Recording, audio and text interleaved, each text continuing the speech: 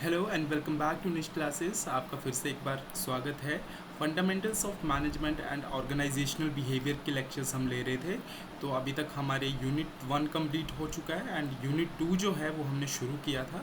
And unit 2 में भी हमने 2 चैप्टर्स, 2 लेसन्स यानी कि 2 लेक्चर्स जो है वो हमने कंप्लीट कर लिया। अगर आपने लेक्चर नहीं देखे हैं पिछले 2 यूनिट 2 के तो वो आप जाके देख लें। एंड यूनिट 1 के 2 लेक्चर्स हैं वो भी आप ज़रूर देखें। Fundamentals of management and organisational behaviour की एक अलग से प्लेलिस्ट है, उसमें आपको यूनिट 1 एंड यूनिट 2 जहाँ तक हुआ है वो सारे के सारे लेक्चर्स आपको मिल जाएंगे।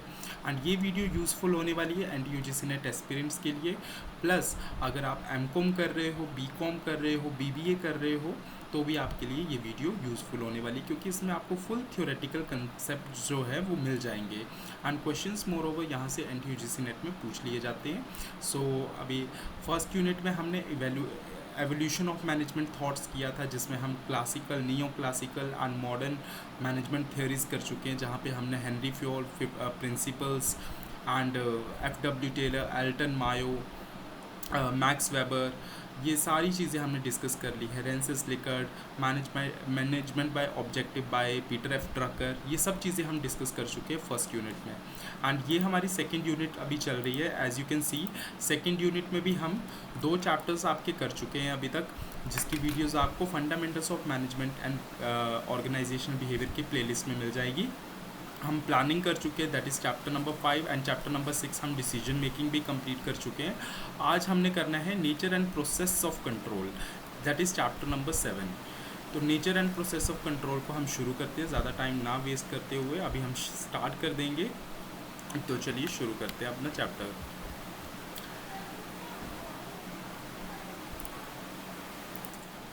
सो आज मैंने ग्रीन शर्ट पहनी, पीछे ग्रीन स्क्रीन लगी है, उसकी वजह से मेरी शर्ट भी गायब हो रही है थोड़ी थोड़ी। सो आई होप आपको देखने में प्रॉब्लम ना हो। चलिए बिना टाइम वेस्ट करते हुए हम अपने लेक्चर को स्टार्ट करते हैं। सो मैं स्लाइड्स ढूंढ रहा था, nature and process of control. ठीक है, स्लाइड्स मिल गई। सो चलिए स्टार्ट करते हैं। सो कंट्रोलिंग, इसका नेचर कैसा है यानी मीनिंग एंड कैरेक्टरिस्टिक्स पढ़ेंगे हम, प्लस कंसेप्ट पढ़ेंगे एंड इसका प्रोसेस क्या रहने वाला है कंट्रोलिंग का। सो अभी तक हम प्लानिंग कर चुके हैं, डिसीजन मेकिंग कर चुके हैं, डिसीजन ले लिया। अब लास्ट स्टेप आता है कंट्रोलिंग। कंट्रोलिंग कैसे करेंगे? कंट्रोलिंग प्रोसेस होता है मॉनिटरिंग एंड इवेलुएटिंग।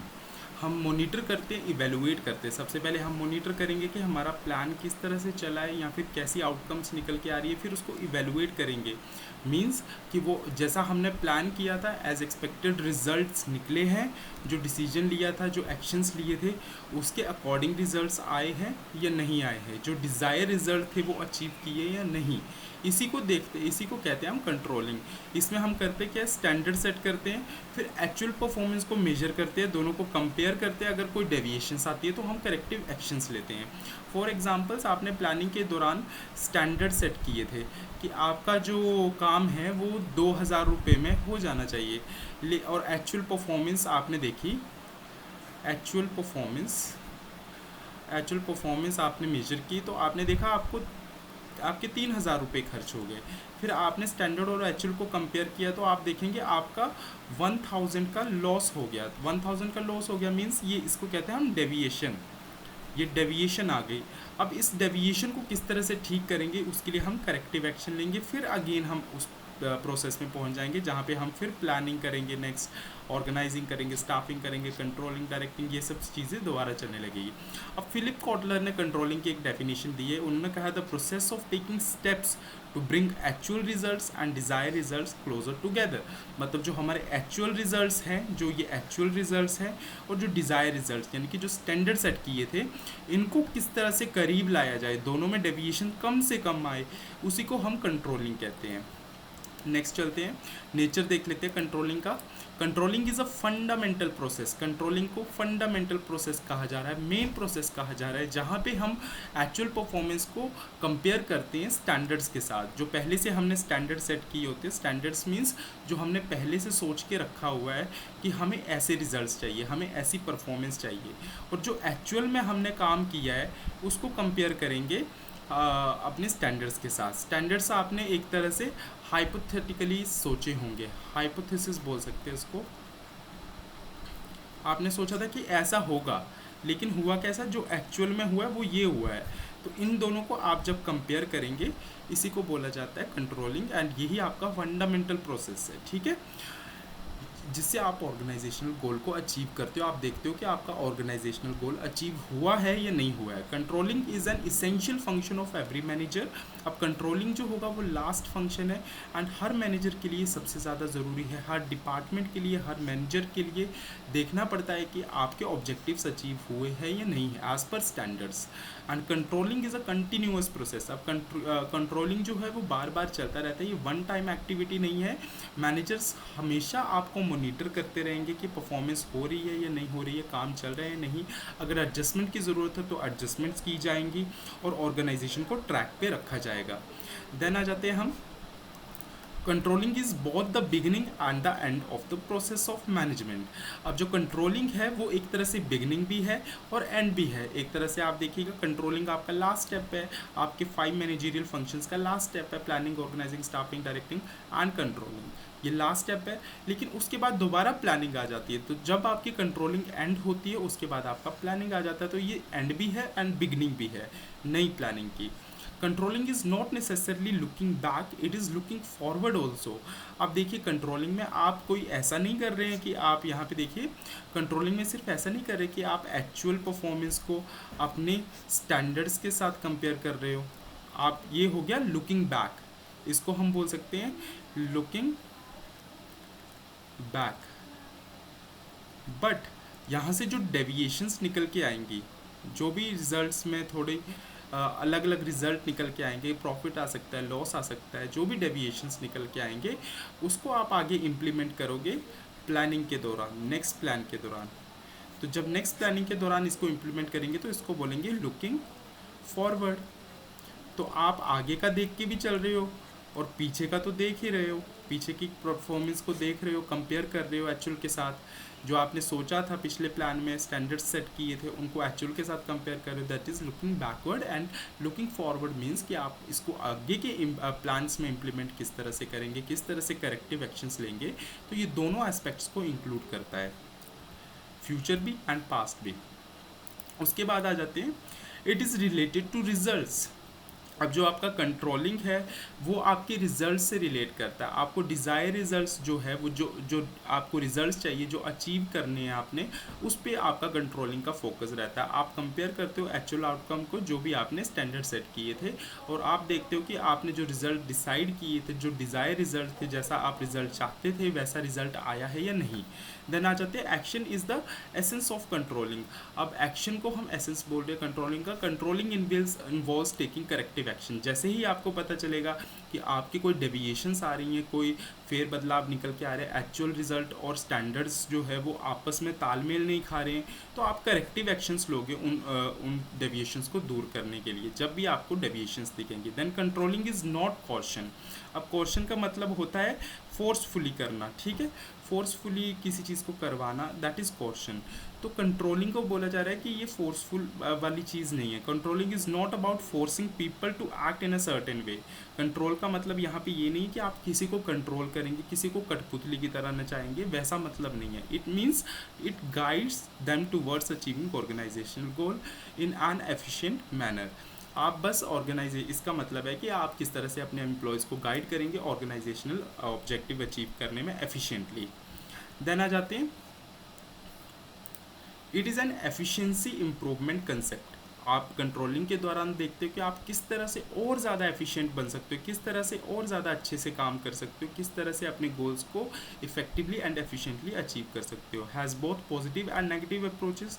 दोनों तरह की अप्रोचेस आ जाती है, जैसे कि आप एम्प्लॉयज़ को गाइड करते हो towards organisational success, and if not done properly it can lead to micro management और unnecessary pressure on the employees. अगर आपके जो रिजल्ट्स है वो अचीव नहीं हुए तो अननेसेसरी प्रेशर भी पड़ सकता है एम्प्लॉयज़ को थोड़ा ज़्यादा काम करना पड़ सकता है। तो इस तरह से इसके दोनों नेगेटिव और पॉजिटिव एस्पेक्ट्स आ जाते हैं। देन आ जाते हैं हम needs and objectives of control. अब नीड क्यों पड़ गई कंट्रोलिंग की, या इसके ऑब्जेक्टिव्स क्या हैं, तो वो देख लेते हैं। Measuring progress. अब कंट्रोलिंग से आप प्रोग्रेस को मेजर करते हो, आप देखते हो कि आपका काम जो है वो राइट डायरेक्शन की तरफ जा रहा है या नहीं, जो आप एक्टिविटीज़ कर रहे हो ऑर्गेनाइजेशन में वो सही तरह से चल रही है नहीं। फाइंडिंग आउट डेविएशंस, आप डेविएशंस को फाइंड आउट करते हो, आप एक्चुअल परफॉर्मेंस को कंपेयर करते हो अपनी एक्सपेक्टेड स्टैंडर्ड से, जो आपने प्लानिंग के दौरान स्टैंडर्ड सेट किए थे, देखते हो कि वैसा रिजल्ट आया है या नहीं। देन इंडिकेटिंग करेक्टिव एक्शंस, फिर आप अगर कोई डेविएशंस निकलती है, इफ़ डेविएशंस आर फाउंड, तब आप कंट्रोलिंग में यही डिसाइड करते हो कि इस चीज़ को सुधारा कैसे जाए।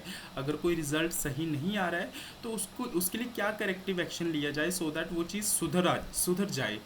देन आ जाता है इम्प्रूविंग परफॉर्मेंस, इससे आपकी परफॉर्मेंस इम्प्रूव होती है, क्योंकि आप जब मिस्टेक्स को सुधारोगे तो आपकी इम्प्रूवमेंट ऑब्वियसली आएगी ही आएगी।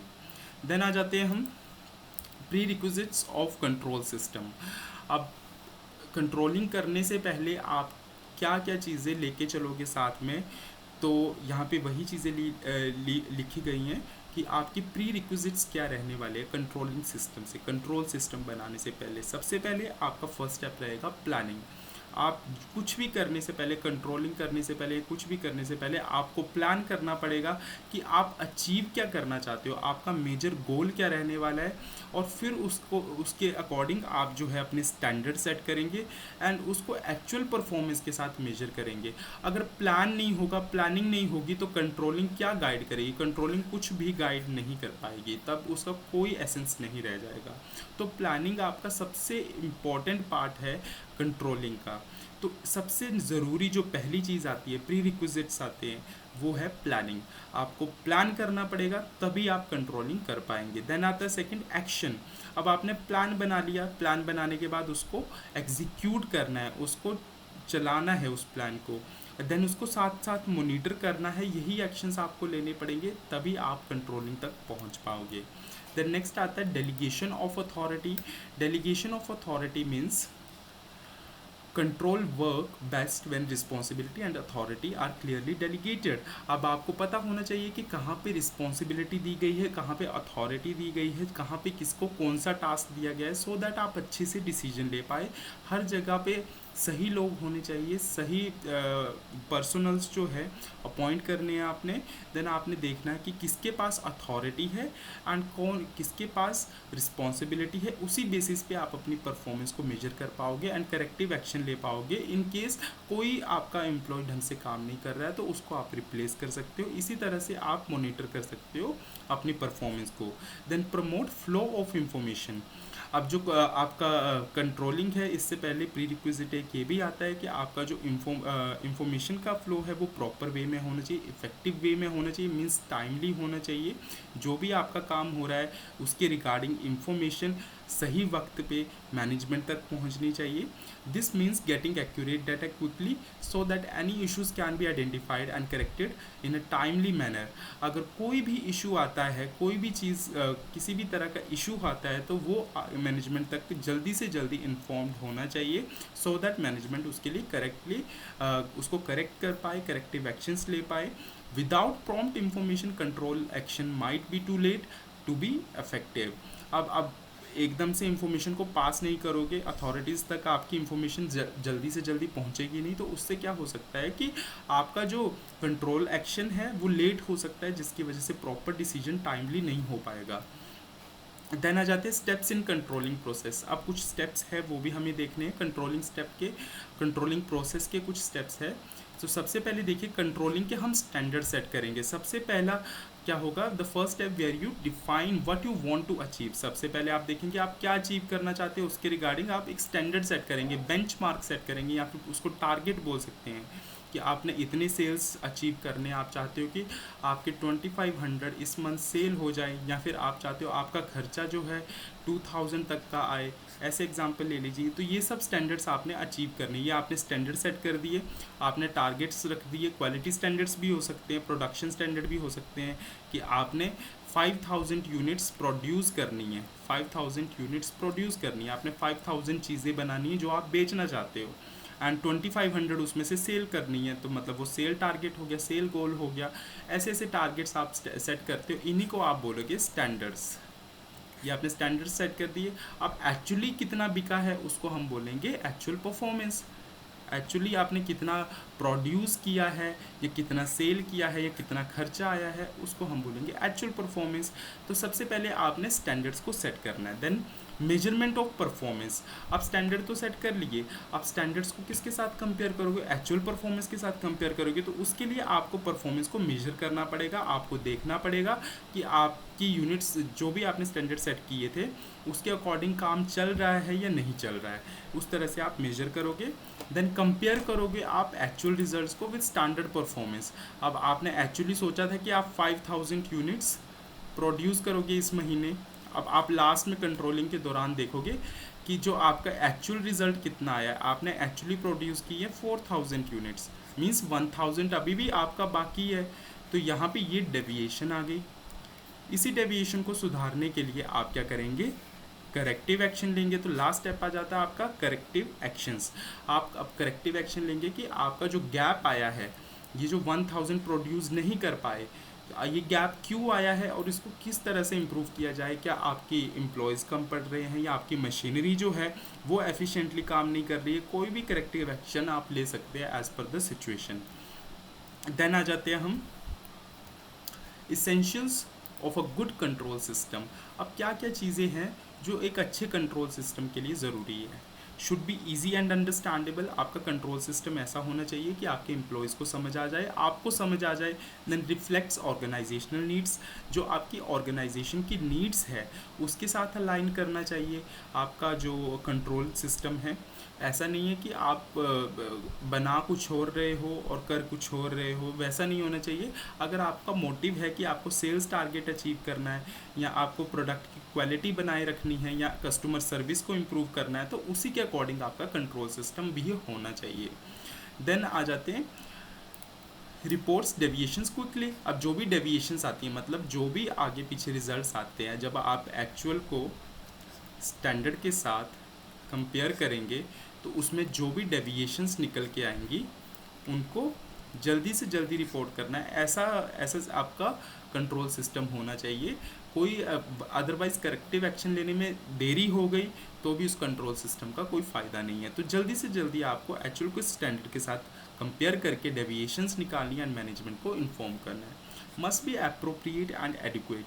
जो आपका कंट्रोल सिस्टम है वो ज़्यादा कॉम्प्लेक्स नहीं होना चाहिए और ज़्यादा सिंपल भी नहीं होना चाहिए। हाँ, बस वो सही होना चाहिए सो दैट आपकी जो परफॉर्मेंस है वो मॉनिटर हो पाए और आप एक्चुअल रिजल्ट को स्टैंडर्ड के साथ कंपेयर करके डेविएशंस फाइंड आउट कर पाओ। देन लुकिंग फॉरवर्ड, आपका जो कंट्रोल सिस्टम है वो लुकिंग फॉरवर्ड होना चाहिए। ऐसा नहीं है कि वो लुकिंग बैकवर्ड हो, आप सिर्फ एक्चुअल को स्टैंडर्ड के साथ कंपेयर करके डेविएशंस निकाल रहे हो। अब डेविएशंस निकाल के आपको आगे भी जाना है, लुकिंग फॉरवर्ड भी करना है। नेक्स्ट प्लान में इस चीज़ को इम्प्लीमेंट करना है कि दोबारा ये गलती रिपीट ना हो, तो इसलिए लुकिंग फॉरवर्ड होना चाहिए। And must be flexible. अब इसमें कोई छोटी मोटी एडजस्टमेंट करनी है, छोटी मोटी चीज़ें आपको चेंज करनी है, तो वो करने लायक भी होना चाहिए। तो थोड़ा फ्लेक्सिबल होना चाहिए आपका कंट्रोल सिस्टम। देन इकोनॉमिकल भी होना चाहिए। इकोनॉमिकल मीन्स कॉस्ट इफेक्टिव होना चाहिए, सस्ता होना चाहिए, चीप होना चाहिए आपका कंट्रोल सिस्टम। देन मोटिवेटिंग होना चाहिए। ऐसा ना हो कि जो आपके एम्प्लॉयज़ हैं उनको लगे कि उनके ऊपर कोई चीज़ थोपी जा रही है या उनको प्रेशर फील हो। ऐसा होना चाहिए कि जिससे एम्प्लॉयज़ मोटिवेट हो जाए, उनको काम करने का मन करे, इंकरेजमेंट होनी चाहिए, कुछ भी कोर्शन के थ्रू नहीं होना चाहिए। ठीक है। देन आ जाते हैं इंपॉर्टेंस ऑफ कंट्रोल। अब कंट्रोल की कुछ इंपॉर्टेंस भी है, like basis of future action. जब भी आप कंट्रोलिंग करते हो तो कंट्रोलिंग के बाद आप नेक्स्ट देखते हो कि आप नेक्स्ट प्लानिंग में या प्लान में उस चीज़ को किस तरह से इम्प्लीमेंट करोगे। इसी को बोलते हैं करेक्टिव एक्शन लेना, करेक्टिव एक्शंस। जब नेक्स्ट टाइम प्लानिंग करोगे तो आप इन चीज़ों का ध्यान रखोगे, जो पिछली बार गलतियां की हैं उनको दोबारा रिपीट नहीं करोगे। Facilitate decision making. आप डिसीजन मेकिंग जब कंट्रोलिंग आप कर लोगे तो नेक्स्ट जब आप डिसीजन लोगे, प्लानिंग करोगे, तब आपको यूज़फुल रहेगा। Then facilitate decentralisation. अब जो कंट्रोल सिस्टम है वो अलाउ करता है मैनेजर्स को डेलीगेट करना टास्क को लोअर लेवल मैनेजमेंट की तरफ, while still maintaining oversights. This makes it easier to spread decision making responsibilities across the organizations.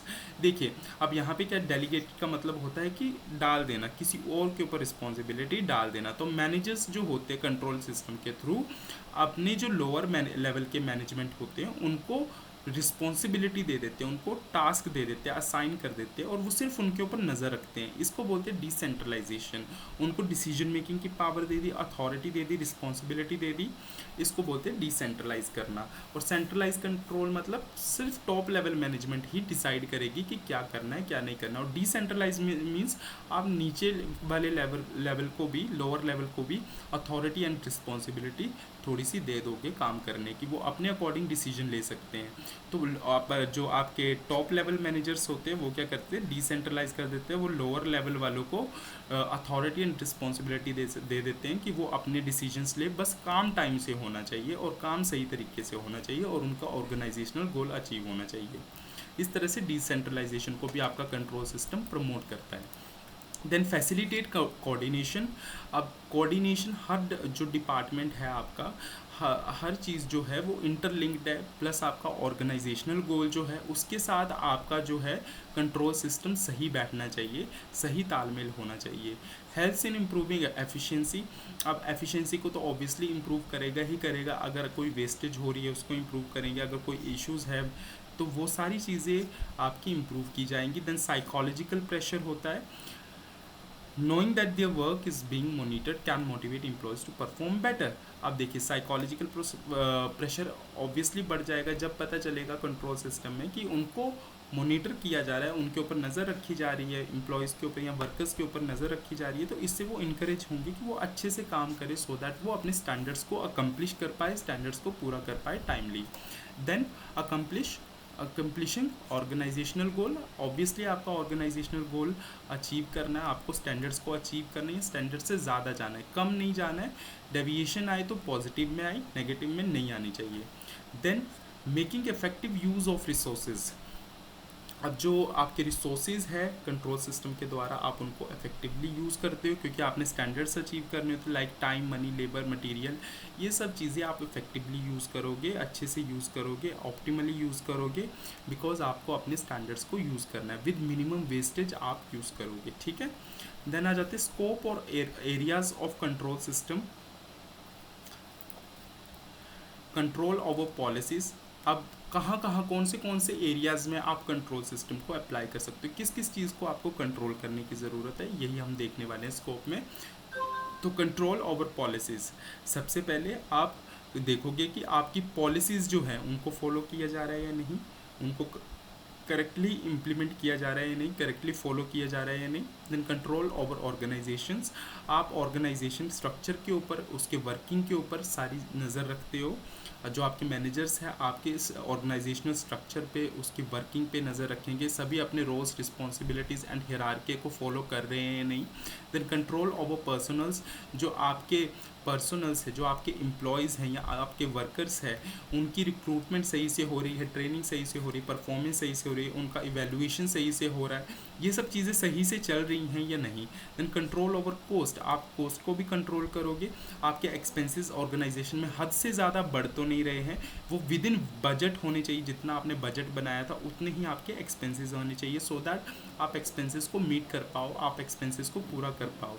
Then आ जाते हैं control over wages and salaries. आपकी वेजेस जो है वो सही से दी जा रही है, सैलरी सही से दी जा रही है नहीं, इसके ऊपर भी कंट्रोलिंग करोगे। Control over capital expenditure. अब कैपिटल एक्सपेंडिचर आपके लॉन्ग टर्म नेचर के होते हैं, लाइक आप बड़ी इन्वेस्टमेंट करने वाले हो, मशीनरी लाने वाले हो, ठीक है, या फिर आप बिल्डिंग परचेज करने वाले हो। तो ये सब बड़े बड़े जो एक्सपेंडिचर्स होंगे जो लॉन्ग टर्म के लिए होंगे, इनको हम कैपिटल एक्सपेंडिचर बोलते हैं। लॉन्ग टर्म एसेट्स देखिए, long term assets like equipments, buildings, technology. तो यहाँ पे जो स्पेंडिंग हो रही है, यहाँ पे जो आप पैसा लगा रहे हो, वो हद से ज़्यादा नहीं होना चाहिए, वो भी विद इन बजट होना चाहिए। जितना आपने बजट बनाया था, जितना आपने सोचा था इतना पैसा लगेगा, उतने के अंतर्गत ये सब चीज़ें होनी चाहिए। Then control over research and development. आप रिसर्च एंड डेवलपमेंट पे भी खर्चा होता है, आप नई चीज़ें प्लान करते हो, नई चीज़ें रिसर्च पे लगा रहे हो, कुछ नया मेथड निकालने की कोशिश कर रहे हो, उसके ऊपर रिसर्च एंड डेवलपमेंट हो रही है, वो भी आपको कंट्रोल करना है कि वहाँ पे हद से ज़्यादा खर्चा ना हो, with in plan, with in budget आपका खर्चा होना चाहिए। देन आ जाते हैं कंट्रोल ओवर प्रोडक्शन। जो आपकी प्रोडक्शन है, आपने सोचा था कि आप 5000 यूनिट्स प्रोड्यूस करोगे तो 5000 यूनिट्स ही होनी चाहिए, और क्वालिटी होनी चाहिए आपके प्रोडक्ट में। ऐसा नहीं है कि आप ज़्यादा यूनिट प्रोड्यूस कर लो लेकिन क्वालिटी स्टैंडर्ड्स को मीट ना कर पाओ। आपके क्वालिटी स्टैंडर्ड्स भी अप्रूव होने चाहिए, अच्छे होने चाहिए। तो प्रोडक्शन भी सही से होनी चाहिए, ये भी आपने देखना है। Then control for external relations. अब जो आपके एक्सटर्नल रिलेशंस है लाइक कस्टमर्स, सप्लायर्स, जो आपको सामान सप्लाई करता है, रॉ मटेरियल, या कम्युनिटी जो आपने बनाई हुई है, इन सब के साथ आपका पॉजिटिव रिलेशन होना चाहिए सो दैट ऑर्गेनाइजेशन को बेनिफिट हो। आपके कस्टमर से अच्छा फीडबैक आएगा तो दैट मीन्स आपके ऑर्गेनाइजेशन को बेनिफिट होगा। वो कस्टमर आपके पास दोबारा आएगा, दोबारा आपका सामान परचेज करेगा, तो उनका रिलेशन, उनके साथ आपके रिलेशनशिप पॉजिटिव होने चाहिए। कंट्रोल ओवर, कंट्रोल का मतलब यहाँ पे यही है कि आप मॉनिटर कर रहे हो। Then control over overall performance. अब जो आपकी पूरी की पूरी परफॉर्मेंस ऑर्गेनाइजेशन की, वो अपने गोल को मीट कर रही है या नहीं, जो आपका ऑर्गेनाइजेशनल गोल था उसको ट्रैक करना है आपने कि उसके अकॉर्डिंग काम हो रहा है या नहीं। देन आ जाते हैं प्रिंसिपल्स ऑफ कंट्रोल। अब प्रिंसिपल्स ऑफ कंट्रोल में सबसे पहला प्रिंसिपल आ जाता है आपका प्रिंसिपल ऑफ यूनिफॉर्मिटी। अब जो यूनिफॉर्मिटी मतलब यूनिफॉर्म वे में चलना है, कंसिस्टेंट वे में चलना है throughout the organisation. For example, if you specify a process to measure a performance in one department, the same process should be used in all departments. Means आप एक department को monitor करने का सोच रहे हो, आप सोच रहे हो कि एक डिपार्टमेंट के ऊपर कंट्रोल प्रोसेस लगाया जाए, तो आपको बाकी डिपार्टमेंट्स को भी उसी तरीके से ये करना है, मॉनिटर करना है, सो दैट कंपैरिजन हो पाए। अगर आप उनके लिए एक मेथड यूज़ कर रहे हो, आपने मान लीजिए मेथड 1 यूज़ किया डिपार्टमेंट 1 को मेजर करने के लिए, मेथड 2 यूज़ किया डिपार्टमेंट 2 को मेजर करने के लिए, यहाँ पे आप क्वालिटी स्टैंडर्ड्स देख रहे हो, यहाँ पे आप देख रहे हो यूनिट कितनी प्रोड्यूस हुई, तो इनको कंपैरिजन करना मुश्किल हो जाएगा, हम कैसे कंपेयर कर पाएंगे। तो आपको इंश्योर करना है कि आप एक ही मेथड, जैसे मेथड 1 लगा रहे हो तो मेथड 1 ही यूज़ करो सभी डिपार्टमेंट 1, डिपार्टमेंट 2, डिपार्टमेंट 3 को मेजर करने के लिए, सो दैट आप पता लगा पाओ कि इनके बीच में क्या रिलेशन बैठ रहा है। मान लीजिए आपने देखा कि कितनी यूनिट्स प्रोड्यूस हो रही है, इन्होंने 500 यूनिट प्रोड्यूस की, इन्होंने 300 यूनिट प्रोड्यूस की, इन्होंने एक दिन में 200 यूनिट्स प्रोड्यूस किया। अब आप कंपैरिजन कर सकते हो ना, मतलब डिपार्टमेंट 1 जो है वो ज़्यादा एफिशिएंट है, अब इजीली आप कंपैरिजन कर पा रहे हो। तो यूनिफॉर्मिटी होनी चाहिए, कंसिस्टेंसी होनी चाहिए, सेम मेथड यूज़ होना चाहिए आपका throughout the organisation. Then principle of comparison, अब आपको कंपेयर करना है एक्चुअल परफॉर्मेंस को अपने स्टैंडर्ड परफॉर्मेंस के साथ। ये बार बार मैं रिपीट कर चुका हूँ, सो दैट आप डेविएशंस को फाइंड आउट कर पाओ, क्या उसमें अलग अलग चीज़ें, क्या दिक्कत आ रही है, सो दैट आप करेक्टिव एक्शन ले पाओ और उस चीज़ को सुधार पाओ या फिर सुधार कर पाओ। देन आ जाता है प्रिंसिपल ऑफ यूटिलिटी। अब प्रिंसिपल ऑफ यूटिलिटी में हम कहते हैं the principle emphasise that control system should be useful and add value to the organisation. Control should not be overly complicated और burdensome, instead they should help improve efficiency and decision making. अब जो आपका principle of utility कहता है कि जो आपका control system है वो यूज़फुल होना चाहिए, ऑर्गेनाइजेशन में वैल्यू ऐड करे। ऐसा ना हो कंट्रोल सिस्टम ज़्यादा कॉम्प्लिकेटेड ना हो जिससे कि एफिशिएंसी इंप्रूव करने की जगह या डिसीजन मेकिंग लेने की जगह वो कुछ और ही कर जाए। आपका जो कंट्रोल सिस्टम है उससे आपकी एफिशिएंसी इंप्रूव होनी चाहिए, डिसीजन मेकिंग में ईजी रहना चाहिए आपको, मतलब उसकी यूटिलिटी बढ़नी चाहिए। जो आपका कंट्रोल सिस्टम आप लगाने जा रहे हो उसकी यूटिलिटी होनी चाहिए, उसकी विशेषताएं होनी चाहिए, सो दैट आपको डिसीजन मेकिंग में हेल्प मिल पाए और आपको एफिशिएंसी जो है आपकी इम्प्रूव हो पाए। Then principle of exception, this principle suggest that managers should focus on significant deviations from the standards rather than minor ones. अब यहाँ पे बोला जा रहा है, एक्सेप्शन के लिए बोला जा रहा है, मान लीजिए आपने सोचा था कि आप 5000 यूनिट प्रोड्यूस करेंगे इस मंथ, ये आपकी स्टैंडर्ड परफॉर्मेंस है, ठीक है।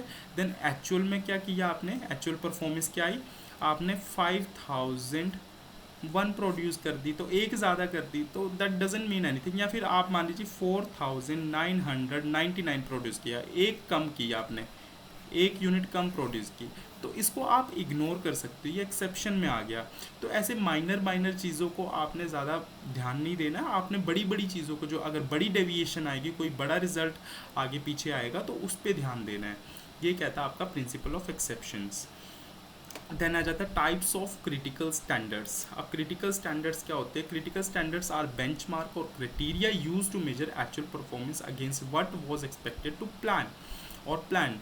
देखो क्रिटिकल स्टैंडर्ड्स या फिर बेंचमार्क बोल सकते हैं, जो आपने स्टैंडर्ड सेट किए हैं, जो आपने स्टैंडर्ड सेट किए कि मैं प्रोड्यूस करूँगा 5000 यूनिट, ठीक है। अब इसको कंपेयर करूँगा एक्चुअल परफॉर्मेंस के साथ, एक्चुअली मैंने प्रोड्यूस कर लिया 6000, अब ये एज एक्सपेक्टेड एज प्लान तो नहीं है, क्योंकि 1000 ज़्यादा कर लिया तो ये तो अच्छा है, तो ये तो फेवरेबल हो जाएगा, ठीक है। अगर इसी जगह मैंने 4000 प्रोड्यूस किया होता तो 1000 अनफेवरेबल हो जाता। तो ये फेवरेबल जो आया, इसको किस तरह से इम्प्रूव करना है, इसको किस तरह से इम्प्रूव करना है, या इसके लिए जो भी करेक्टिव एक्शन लेंगे, दैट इज़ क्रिटिकल स्टैंडर्ड्स, या फिर स्टैंडर्ड सिंपल आप बोल सकते हो। देन स्टैंडर्ड्स आपके किस तरह कितने टाइप्स के हो सकते हैं, ये सिंपल एक आपका एग्जांपल था कि आप किस तरह से बेंचमार्क सेट करोगे, लेकिन बेंचमार्क भी आपके अलग अलग टाइप के होते हैं, स्टैंडर्ड्स भी आपके अलग अलग टाइप के होते हैं। First one is physical standard. आप फिजिकल स्टैंडर्ड डिटरमाइन करोगे, जैसे यहाँ पे सिंपल एग्जांपल देखिए आप, फैक्ट्री ने स्टैंडर्ड क्या सेट किया, 1000 यूनिट प्रोड्यूस करेंगे, फिजिकल स्टैंडर्ड आ गया, आप उस चीज़ को छू सकते हो, ठीक है, टच करके देख सकते हो। तो आपने 1000 यूनिट प्रोड्यूस करनी है, ये आपने फिजिकल स्टैंडर्ड सेट कर दिया। आप एक्चुअली कितनी करते हो दैट डजेंट मैटर, अभी हम कंट्रोलिंग पे नहीं आए हैं, सिर्फ हम स्टैंडर्ड सेट कर रहे हैं। देन कॉस्ट स्टैंडर्ड, आपने डिसाइड कर लिया कि आपका जो कॉस्ट है वो $10 तक आना चाहिए, या फिर ₹10 तक आना चाहिए पर यूनिट, ठीक है। एक यूनिट जो आप बनाते हो वो ₹10 की बननी चाहिए, ये आपने कॉस्ट स्टैंडर्ड सेट कर दिया, ये भी टाइप हो गया। देन कैपिटल स्टैंडर्ड, अब कैपिटल स्टैंडर्ड बोल रहा है कि जैसे आपके जो रिसोर्सेज होते हैं, जो आप फाइनेंशियल रिसोर्सेज यूज़ करते हो, like investment in equipment and facilities, जो भी आप कैपिटल एक्सपेंडिचर करोगे, मशीनरी खरीदोगे, बिल्डिंग खरीदोगे, इन जो भी कैपिटल एक्सपेंडिचर करोगे, जहाँ पे आप अपने फाइनेंशियल रिसोर्सेज को, अपने पैसे को यूटिलाइज़ करोगे, तो उसका भी आपने एक स्टैंडर्ड सेट करना है कि इस मंथ में, या फिर इसको 1 मिलियन की जगह आप कर लो, आप 10 लाख के बराबर ही होता, ठीक है। तो आप 10 लाख तक इन्वेस्ट करोगे, इस साल आपने 10 लाख तक इन्वेस्ट करना है, ये आपने कैपिटल स्टैंडर्ड सेट कर लिया। अब रेवेन्यू स्टैंडर्ड आपने सेट कर लिया कि आप 50,000 इन सेल, आप 50,000 रुपीज़ की सेल्स करोगे ही करोगे इस मंथ, ये आपने रेवेन्यू स्टैंडर्ड सेट कर लिया। अब इसमें से प्रॉफिट एक्सपेंसेस माइनस होंगे, तो फिर ये आपका बन जाएगा प्रॉफिट। तो फिलहाल रेवेन्यू स्टैंडर्ड आपने सेट कर लिया, रेवेन्यू मतलब कि विदाउट डिडक्टिंग यानी एक्सपेंसेस, जो भी आपके एक्सपेंसेस होने वाले हैं उनको अभी आपने डिडक्ट नहीं किया है। तो यहाँ पे आपने सेल्स का स्टैंडर्ड सेट कर लिया कि इतनी सेल्स आपने करनी ही करनी है।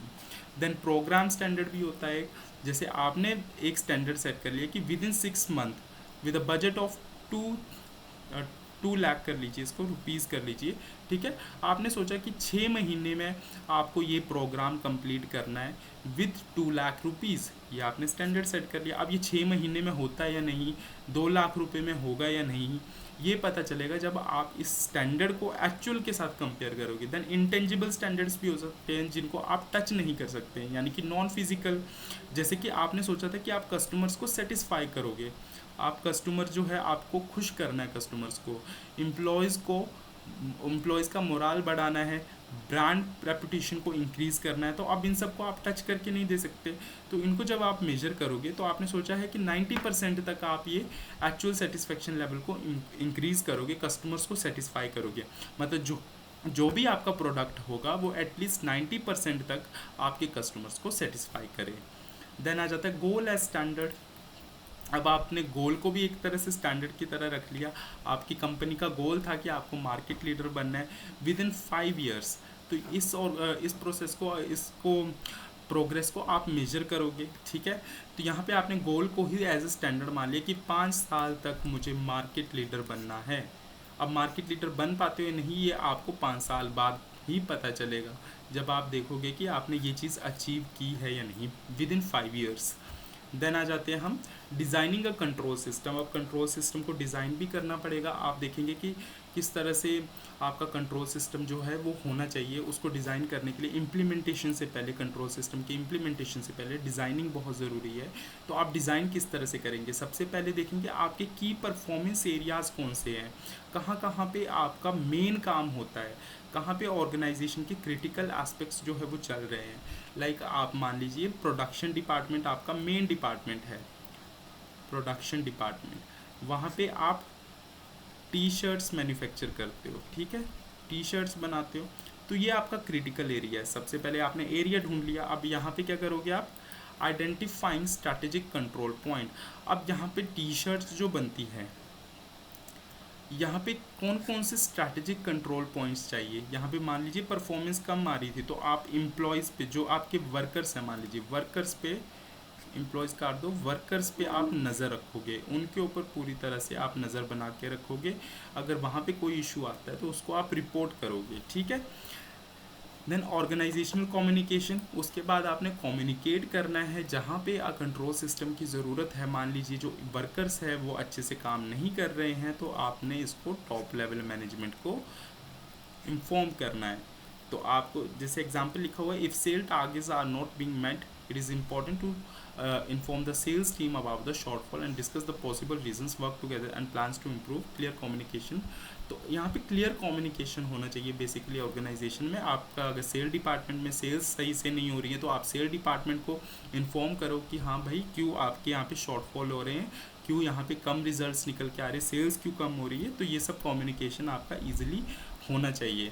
देन लिमिटेशंस देख लेते हैं। कंट्रोल सिस्टम है, आप कंट्रोल सिस्टम हमने बना दिया, सेटअप कर दिया, तो इसकी कुछ लिमिटेशंस भी हो सकती है कंट्रोलिंग की। तो इन्फ्लुएंस ऑफ एक्सटर्नल फैक्टर्स, कई बार एक्सटर्नल फैक्टर्स का इन्फ्लुएंस पड़ जाता है कंट्रोल सिस्टम पे। मैंने सोचा था मैं 5000 यूनिट्स प्रोड्यूस करूँगा इस साल, मान लीजिए 50,000 यूनिट्स प्रोड्यूस करूँगा दिस ईयर, एक साल में 50,000 प्रोड्यूस करनी, लेकिन बीच में नेचुरल डिज़ास्टर हो गया कुछ, चाहे मैन मेड हो चाहे नेचुरल हो। जो मैन मेड डिज़ास्टर हो गया, मान लो कोरोना आ गया, तो कोरोना के दौरान मेरी कंपनी जो है वो थोड़े दिन शट डाउन होगी, ठीक है, या फिर बंद ही होगी कंपनी, तो अब मैं इस टारगेट को मीट नहीं कर सकता। तो कई बार एक्सटर्नल फैक्टर्स का, बाहरी चीज़ों का भी दबाव पड़ जाता है आपके कंट्रोल सिस्टम पे, तो यहाँ पे कंट्रोल सिस्टम काम नहीं कर पाता। अब आप किस तरह से कोरोना को कंट्रोल कर सकते हो? नहीं कर सकते, आपके हाथ में नहीं है। तो इस तरह के नेचुरल डिज़ास्टर्स भी कई बार अफेक्ट कर जाते हैं, यानी कि एक्सटर्नल फैक्टर्स जो होते हैं वो आपके सिस्टम को अफेक्ट कर जाते हैं, सो जहाँ पे आपका कंट्रोल सिस्टम फेल हो जाता है। देन एक्सपेंसिव, अब देखिए कंट्रोल सिस्टम जो है वो कॉस्टली हो सकता है, ये भी एक बहुत अच्छा बहुत बड़ा लिमिटेशन है। कंट्रोल सिस्टम इतनी बड़ी ऑर्गेनाइजेशन पे आप इम्प्लीमेंट करोगे तो वहाँ पे टेक्नोलॉजी चाहिए, ट्रेनिंग करना पड़ेगा, रेगुलर मॉनिटरिंग के लिए आपको एम्प्लॉयज़ रखने पड़ेंगे, तो ये बहुत ज़्यादा एक्सपेंसिव हो जाएगा। तो इतना ज़्यादा एक्सपेंसिव होने के बाद बहुत सारी ऑर्गेनाइजेशन अच्छा कंट्रोल सिस्टम इम्प्लीमेंट नहीं कर पाती, that is one of the limitation. Then आ जाते हैं लैक ऑफ सेटिस्फैक्ट्री स्टैंडर्ड्स। अब जो आपके स्टैंडर्ड्स है कई बार सेटिस्फैक्ट्री नहीं होते। आपने कुछ for instance, if there is no clear standard for what constitutes excellent customer service, it can be challenging to measure the control this aspect effectively. Without satisfactory standards, the control system might not provide accurate or useful feedback। अब यहाँ पे बोला जा रहा है, आपने standard set किया था कि 90%, कुछ ऐसा एग्जाम्पल था, 90% कस्टमर्स को अपने प्रोडक्ट से सेटिस्फाई करना है। इसको मेजर करने का कोई हमारे पास स्पेसिफिक, इस स्टैंडर्ड को, ये जो हमने स्टैंडर्ड सेट किया है, इसको मेजर कैसे करेंगे? ज़्यादा से ज़्यादा हम यही कर सकते, कस्टमर के पास जाएंगे और बोलेंगे आप कितना परसेंट आपको हमारा प्रोडक्ट पसंद है, 100 में से रेट कीजिए, तो वो बोल सकता है 85% मेरे को अच्छा लगता है या 90% मेरे को अच्छा लगता है। तो इसको मेजर करने का कोई खास तरीका नहीं है, हम अच्छे से मेजर नहीं कर सकते। तो लैक ऑफ सेटिस्फैक्ट्री स्टैंडर्ड्स का कई बार कंसेप्ट आ जाता है, जो कि एक लिमिटेशन है कि आप अच्छे से स्टैंडर्ड सेट नहीं कर पाते हो। इन केस ऑफ इनटेंजिबल, जहाँ पे इनटेंजिबल स्टैंडर्ड्स की बात आती है, तभी मैंने आपको वो स्टैंडर्ड्स पढ़ाए। इनटेंजिबल स्टैंडर्ड्स के केस में आपको सेटिस्फैक्ट्री स्टैंडर्ड्स मेंटेन करने में दिक्कत आ सकती है। देन ऑपोजिशन फ्रॉम सबऑर्डिनेट्स, जब आप कंट्रोल सिस्टम को अप्लाई करोगे, अपने ऑर्गेनाइजेशन में लेके आओगे, तो आपको ये दिक्कत हो सकती है कि जो आपके एम्प्लॉयज़ हो उनको अच्छा ना लगे वो कंट्रोल सिस्टम, उनको अजीब लगे, उनको हज़म ना हो। एक तरह से एम्प्लॉयज़ को जो होगा उनको पता होगा कि उनकी परफॉर्मेंस के ऊपर नज़र रखी जा रही है, तो इस तरह से क्या हो सकता है कि वो इस चीज़ से इनकार करते कि नहीं, हमें ऑर्गेनाइजेशन में कंट्रोल सिस्टम नहीं चाहिए। तो कई बार ये चीज़ भी आ जाती है। और देन आ जाते हैं हम कॉजेज़ और ऑफ रेजिस्टेंस टू चेंज। अब देखिए कंट्रोल सिस्टम अप्लाई करेंगे, कहीं ऑर्गेनाइजेशन में चेंज आ रहा है, तो ऐसा क्या होता है कि जो आपके एम्प्लॉयज़ हैं वो रेजिस्ट करते हैं, उस चीज़ को नहीं अपनाना चाहते, उस चेंज को नहीं अपनाना चाहते। ऐसी कौन सी चीज़ें रहने वाली है जिनकी वजह से आपके एम्प्लॉयज़ रेजिस्ट करते हैं, मना करते हैं कि हमें ये चीज़ नहीं चाहिए। तो इसके बारे में थोड़ा सा पढ़ लेंगे। जैसे कर्व्स ऑन फ्रीडम, आप कंट्रोल सिस्टम अप्लाई करोगे, वहाँ पे आप क्या करोगे, मॉनिटर करोगे परफॉर्मेंस को, अपने वर्कर्स के ऊपर नज़र रखोगे, स्ट्रिक्ट प्रोसीजर्स होंगे, इस वजह से उनकी फ्रीडम पे दिक्कत आएगी। दैट इज़ वाई वो रेजिस्ट करेंगे कि हमें कंट्रोल सिस्टम नहीं चाहिए या फिर हमें ये चेंज नहीं चाहिए, हम इसको एक्सेप्ट नहीं करते हैं। Then curbs on creativity and innovation. अब देखिए जो न्यू आपकी जो देखिए अगर नया सिस्टम आप कोई भी इंट्रोड्यूस करते हो किसी भी तरह का सिस्टम, तो उसकी वजह से जो अपॉर्चुनिटीज़ थी या क्रिएटिविटीज़ थी या जो न्यू आइडियाज़ देते थे, ये सब चीज़ों में डिस्करेजमेंट मिलेगी, रेजिस्टेंस मिलेगी, क्योंकि जो अब वर्कर्स है जो नए सिस्टम के अकॉर्डिंग शायद आपके एम्प्लॉयज़ काम अच्छे से ना कर पाए, उनको जो है अच्छे से काम करने में थोड़ा प्रॉब्लम हो सकती है, उनको अपॉर्चुनिटीज़ शायद ना मिले, या फिर वो अपने न्यू आइडियाज़ या अपने ब्रेन को अच्छे से यूटिलाइज ना कर पाए, कहीं ना कहीं वो नया सिस्टम उनको थोड़ा सा अनकंफर्टेबल लगेगा, जिससे उनको एक पुश बैक मिलेगा, वो उस चीज़ को अपनाने से थोड़ा टल जाएंगे, तो ये भी एक रेजिस्टेंस आ सकता है। Then fear of discrimination. अब कई एम्प्लॉयज़ को लग सकता है कि इस नए सिस्टम के दौरान हमारे साथ क्या पता डिस्क्रिमिनेशन हो, या फिर कोई आप पॉलिसी एम्प्लॉय करते हो अपने यहाँ पे ऑर्गेनाइजेशन में, नई पॉलिसी लेके जाते हो, तो वहाँ पे कुछ वर्कर्स को ऑब्वियसली वो अनफेयर लगेगा, उनको लगेगा हमारे साथ डिस्क्रिमिनेशन हो रहा है, हमारी सैलरी तो बढ़ी नहीं, बाकियों की बढ़ गई, या फिर रिजिड कंट्रोल का भी एक कॉज हो सकता है। देखिए अब जैसे आप बहुत ज़्यादा स्ट्रिक्ट रूल्स अप्लाई कर देंगे तो वो रिजिड होंगे, बहुत ज़्यादा फ्लेक्सिबल नहीं होंगे, जिसकी वजह से जो आपके एम्प्लॉयज़ हैं वो फ्रस्ट्रेट हो जाएंगे। फॉर एग्ज़ाम्पल एक नया सॉफ्टवेयर आया है जिसके बहुत ज़्यादा रिजिड प्रोटोकॉल्स है कि आपको एंट्रीज करनी है या फिर एम्प्लॉयज़ को ऐसा ऐसा काम करना है या उस सॉफ्टवेयर पे काम करना है, तो इसकी वजह से भी जो आपके एम्प्लॉयज़ है वो फ्रस्ट्रेट हो सकते हैं और रिजिस्ट कर सकते हैं कि हमें ये चीज़ नहीं चाहिए। तो नेक्स्ट आते हैं shortcomings of evaluation system. अब जो आपका इवेल्युएशन सिस्टम है, जहाँ पे आप देखते हो कि आप परफॉर्मेंस को इवेलुएट करते हो, कौन वर्कर किस तरह का काम कर रहा है, कितने अच्छे से काम कर रहा है, तो यहाँ पे इवेल्युएशन सिस्टम में भी कहीं बार बायसनेस आ सकती है, कहीं बार ट्रांसपेरेंसी नहीं होती है। कोई एम्प्लॉय, कोई सुपीरियर जो होगा वो किसी सब ऑर्डिनेट को फेवर कर सकता है, तो यहाँ पे भी कहीं ना कहीं डिस्क्रिमिनेशन हो सकता है, तो कुछ एम्प्लॉयज़ इवेल्युएशन सिस्टम के भी अगेंस्ट जा सकते हैं। Then against self control, changes that required more personal discipline और self management can be challenging.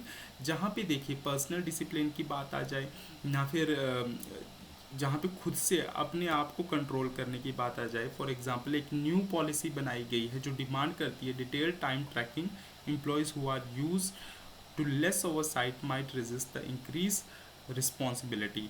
अब देखिए यहाँ पे एक न्यू पॉलिसी लाई गई है जो कि आपके टाइम को मैनेज करती है, आपके टाइम को ट्रैक करती है, तो जो एम्प्लॉयज़ ज़्यादा अच्छे से नहीं उसको समझ पा रहे हैं तो वो उसके अगेंस्ट रहेंगे, वो बोलेंगे कि हम नहीं कर सकते ये चीज़, हमें नहीं चाहिए ये ट्रैकिंग वाली मशीन, या फिर कुछ भी हो सकता है इस तरह का, ठीक है। तो अगेंस्ट सेल्फ कंट्रोल। देन आ जाते हैं हम relationship between planning and controlling. अब प्लानिंग और कंट्रोलिंग के बीच में किस तरह का रिलेशनशिप रहने वाला है, ये पैराग्राफ आप खुद से रीड कर लेना। मैं नेक्स्ट बताता हूँ इनके बीच में क्या रिलेशनशिप है। प्लानिंग ओरिजिनेट कंट्रोलिंग, अगर आप प्लानिंग करोगे तो वहीं से आपका कंट्रोलिंग वाला स्टेप निकल के आएगा।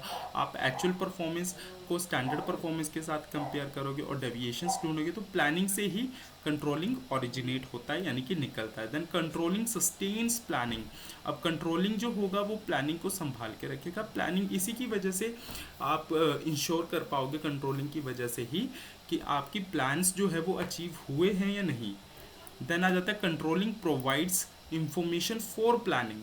अब जो कंट्रोलिंग है उससे आपको इंफॉर्मेशन मिलेगी अबाउट प्लानिंग, कि आप जैसे ही आप कंट्रोलिंग करोगे आपको पता चलेगा कि आपने प्लान क्या क्या बनाए थे और वो प्लान अचीव हुए हैं या नहीं हुए हैं। देन आ जाते हैं planning and controlling are interrelated. अब प्लानिंग और कंट्रोलिंग जो है वो एक दूसरे के साथ इंटर रिलेटेड है। अगर आप प्लान बनाओगे तो आप उनको कंट्रोल भी करोगे, अगर आप कंट्रोलिंग करते हो तो आप नेक्स्ट प्लान में उस कंट्रोलिंग के जो भी डेविएशंस होंगे, करेक्टिव एक्शंस होंगे, उनको इम्प्लीमेंट करोगे। देन आ जाता है planning and controlling are forward looking. आप प्लान जब आप बनाते हो तो प्लान यही सोच के बनाते हो ना कि आगे फ्यूचर में क्या होगा, फ्यूचर में एक्चुअल परफॉर्मेंस क्या होगी, ठीक है। देन कंट्रोलिंग जो है, कंट्रोलिंग भी आप इसीलिए करते हो कि जो फ्यूचर में प्लान बनाएंगे आप, उसमें आप ये वाली गलतियां नहीं करोगे जो पिछले प्लान में हुई हैं। तो दोनों फॉरवर्ड लुकिंग है, दोनों आगे का सोच के चलते हैं। देन लास्ट हमारा आता है इसका कंट्रोलिंग का प्रोसेस आप देख लीजिए। ये अभी हमने सारा सब कुछ डिस्कस किया है। सबसे पहले आप प्लानिंग करते हैं, देन इस्टेब्लिश करते हैं गोल्स या स्टैंडर्ड्स। आपने स्टैंडर्ड सेट कर लिए प्लानिंग के दौरान। अब आप लास्ट स्टेप पे आ जाते हैं कंट्रोलिंग पे। कंट्रोलिंग में आप क्या करेंगे, परफॉर्मेंस को मॉनिटर करेंगे कि परफॉर्मेंस सही से हो रही है नहीं। आइडेंटिफाई करेंगे डेविएशंस। डेविएशंस कैसे आइडेंटिफाई करेंगे, जो आपने स्टैंडर्ड सेट किए उसमें से माइनस करके देखेंगे एक्चुअल परफॉर्मेंस को, जो एक्चुअल आपने परफॉर्मेंस की है, फिर देखेंगे डेविएशंस कैसी आ जा रही है। डेविएशंस या तो फेवरेबल हो सकती है, अगर आपने अच्छा काम किया तो फेवरेबल आ जाएंगे, अगर अच्छे से काम नहीं किया तो अनफेवरेबल आ जाएगी। ठीक है, तो दो तरह की डेविएशंस निकल के आ जाएंगी। मान लीजिए अनफेवरेबल आ गई, तो आप करेक्टिव एक्शन लेंगे कि इस चीज़ को किस तरह से सुधारा जाए। Then provide feedback for future planning. Then forward आप चले जाएंगे और फ्यूचर प्लानिंग के लिए उसमें इम्प्लीमेंट करेंगे कि ये चीज़ें गलतियाँ हमें दोबारा रिपीट नहीं करनी है। फिर नए प्लान को आप रिवाइज करोगे और नया प्लान बनाओगे। तो यही था आपके कंट्रोलिंग वाले चैप्टर में। कंट्रोलिंग कंसेप्ट एंड प्रोसेस आपका कंप्लीट होता है। आई होप आपको चैप्टर पसंद आया हो और समझ आया हो। इसके बाद जो है हम नया चैप्टर करेंगे। नया चैप्टर हमारा रहने वाला है कंट्रोलिंग टेक्निक्स। कंट्रोलिंग टेक्निक्स भी आपका थोड़ा लेंथी चैप्टर है, तो कंट्रोलिंग टेक्निक्स हम नेक्स्ट लेक्चर में करेंगे। इसमें हम कंट्रोलिंग की अलग अलग टेक्निक सीखेंगे। आज हमने बस कंट्रोलिंग का एक थ्योरेटिकल फ्रेमवर्क किया कि किस तरह से हम कंट्रोलिंग के अलग अलग स्टेप्स होते हैं, किस तरह से प्रोसेस होता है, क्या क्या प्रिंसिपल्स है इसके। अब कंट्रोलिंग की वो टेक्निक्स कौन सी है जिससे हम ये सारी चीज़ें कर पाएंगे, जो इस चैप्टर में पढ़ी हैं, वो स्पेसिफिक टेक्निक्स हम 8 चैप्टर में डिस्कस करने वाले हैं। So thank you and have a nice day. मिलता हूँ मैं आपसे नेक्स्ट वीडियो में, तब तक के लिए bye bye and like share subscribe my YouTube channel if you like the video. Thank you so much.